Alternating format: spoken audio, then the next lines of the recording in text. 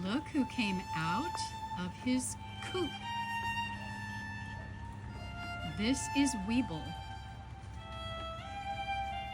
Weeble lives with Tuffy and the girls, and he's not allowed to breed, but I think he must have bred because Bingo hatched 7 fertile eggs.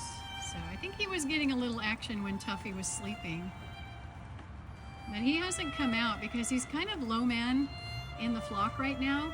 He used to be the top of the flock just below Tuffy, and he was quite aggressive, but since he's been separated and in with Tuffy and basically put on timeout by Tuffy, he's really mellowed out.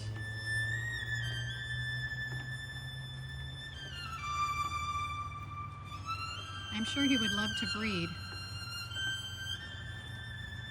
Yeah.